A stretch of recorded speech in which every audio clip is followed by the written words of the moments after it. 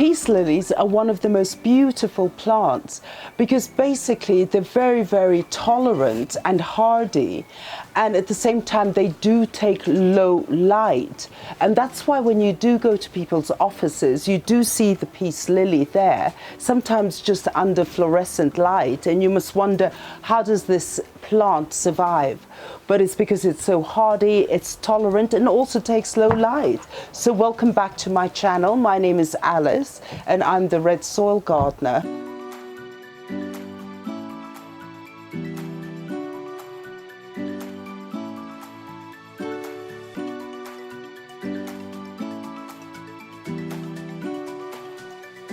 As mentioned before, today we're going to talk about the peace lily. Now, the beautiful thing about the peace lily is, first of all, it's very tolerant, it's very hardy, and unless you get into certain situations like the watering of the peace lily, you could actually manage these plants very easily. Now, I have two varieties here and I have loads in the house, but as mentioned before, is that there is a slightly dwarf variety, and these are the big varieties, and look at that. That's almost about 4 feet tall. And this is my variegated variety, and it's beautiful. As you understand, is that these peace lilies are tropical perennials, evergreens. When you do understand the environment, then you know that peace lilies, first of all, we're looking at temperatures above 18 degrees Celsius. That's the best sort of temperature for them. Now, the thing about peace lilies is that they don't mind getting light. So I would actually even put it on an east window where you get the morning sun, but not directly next to the window. If you do put it directly next to the window, your leaves will scorch and they'll go crispy and they'll die. The other thing, what happens is that if you do with peace lilies, if you do put them in full light, is then you get this sort of situation where the lilies themselves start turning green. Is because the process is that the plant is overproducing through photosynthesis, and that's what you get. But that is not a problem. The whole problem is that it doesn't want direct sun, otherwise you do damage the leaves and you will damage the flower. The thing about peace lilies, let's look at the watering situation. Now, there are two things that can actually kill your peace lily, and that's overwatering and underwatering. And a lot of people who do have peace lilies, they get scared. They get scared that in case they haven't watered it enough, so they give it love, and in the end, overwatering, root rot. The other thing, what they do, a lot of people, is you wait for your peace lily to completely dry out until the leaves start drooping, and that's when you know that you can actually water the plant. But then that method is, a lot of people use it if it works for some people, but in my view is that basically when the leaves are drooping is the plant is stressed out, and so in the end is that what you're doing is actually stressing the plant, which we don't want to do. Now, the other thing is, again, let's go back into the forest, because in the forest you'd have all this sort of foliage that drop, and all this compost, and everything is just totally organic. So now when you're thinking about what sort of soil you want to have for your peace lilies, just imagine it, and I would have a potting soil with bark, with cocoa peat, put a bit of perlite in there, but basically I'd make it a very organic, well-drained soil, just as it gets in the forest. Now, you see, the thing about the peace lily, and I will show you later, is how it does grow, how the babies are. You will understand it when, as you get your peace lily, is that there are many peace lilies in there, little babies, and they're all in a group. But what happens is that sometimes it can get overcrowded. Now, when it does get overcrowded, it's time to do your potting, to repot. So what I would do first is get a pot that is slightly larger, maybe 2 inches larger than the existing pot. Then I would remove the plant and then repot it again with the same mixture, which we talked about, the same soil mixture. as you get in the rainforest, which is full of bark, cocoa peat, compost, and all these sort of things. And once you do repot it, it'll start growing again.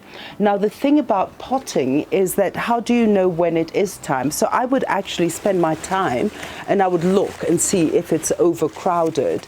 The second thing is that if you do water it, if the leaves are drooping and you do water it and the leaves don't seem to come back, it could be a sign that you need to repot your plant. So I would keep an eye on your plant and just get the feel of it, you know, just watch it, get the feel. I know I have neglected this one a little bit, but basically once you do get a feel and do your fingers tests consistently, have a look inside and see if it actually is overcrowded.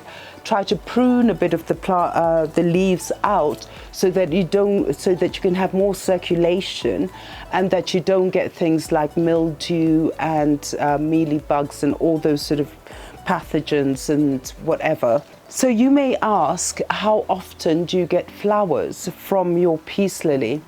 It also depends on how many little baby peace lilies are all there in that one clump. But normally you would get your flowers twice in a year. So like, for example, if I look here, is that this peace lily here is actually one clump.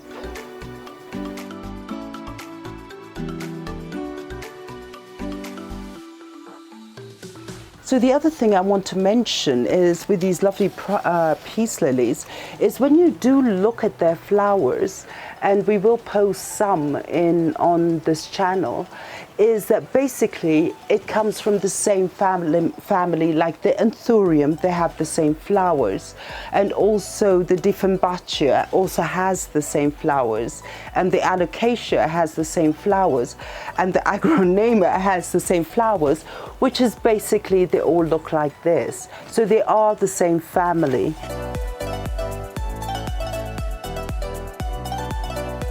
Now, basically, the health of a plant is in its leaf. Now, I said that I did neglect this, and why I say I neglected it, because I see the tips, and the tips are black.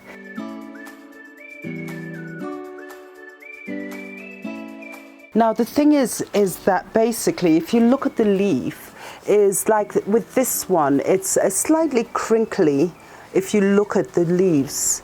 And so I'm wondering, what is it? And it could be, for example, is that when I had these peace lily, I kept on changing their location. And because I changed their location, sometimes they did get excessive heat from my north-facing window. But then I moved it into a different location, and I think I've got the perfect place now. But with the result of this extreme heat is I've got these crinkly leaves.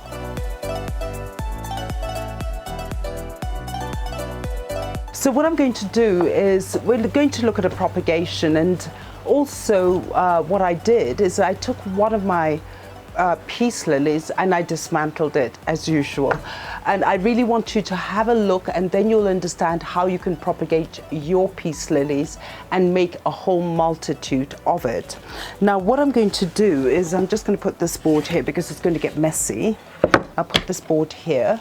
I have my peace lily. This is one peace lily I had in a pot, and I also have some water here because this time I'm just doing a water propagation, and then we can figure out the soil propagation on another episode.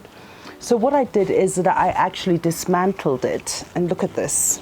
This is the peace lily that was actually in a pot. And actually when you look at these peace lilies, is all these are little babies that are growing on the side.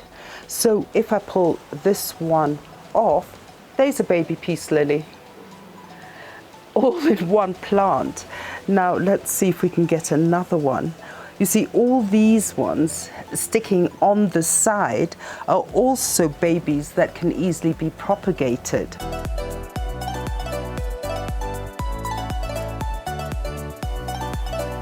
So if you do dismantle, if you do have your peace lily and you want it potted, all you have to do is remove it, and then all the babies are there. So you could actually decide to place 2 babies together, and get this sort of look, and then wait for it to mature and it to increase its stock. Or you could actually just separate them and then wait for it. There's another baby. So this method is actually the best way to actually propagate your peace lily. So what I'm going to do now, I'm going to do something totally different. I just thought, you know, do something different. This is my peace lilies. I'm going to join them together, put them together. I'm propagating, but at the same time, I am going to use it as an ornamental display. So I have my pot here, and all I'm going to do is put my peace lily in here, like that. And just to make sure, I need to take some water out, just to make sure that your crown is not submerged in water. So it just sits at the top, like that. And as it grows and I get my flower coming up, so what happens is that as it stays like this, it'll just continue growing as if it's in soil, and it will produce its own flower. And you just continue adding fresh water in here. Sorry, it's a bit dirty, but I will change it. But your peace lily flower will continue blooming, and I will leave it there for a while and see how it works. Now with these ones here, the baby ones, what I will do is I'll take it and actually propagate, either decide to put them as a clump together so I have more foliage, or on the other hand, I could plant one by one and wait for it to fill out with the foliage. But I think this, I will actually pot it tomorrow or later today. And there you are. So what you have here is your peace lily. We've seen the babies of the peace lily where we actually dismantled the flower, and we now understand that it is so easy to propagate from one bunch because all these babies live on the side of the plant, and all you do is is snap it off, and these can be your new baby peace lilies. So thank you so much, fellow gardeners. Thank you for actually joining me in this channel. Thank you for all your comments in the past, and don't forget to introduce your friends to our channel, subscribe, press the notification button, and stay in touch. We always answer you. Check our Instagram. We're going to be more active in Instagram and have short videos where we explain other methods of propagation, but just keep in touch with the Red Soil Gardener channel. Thank you very much.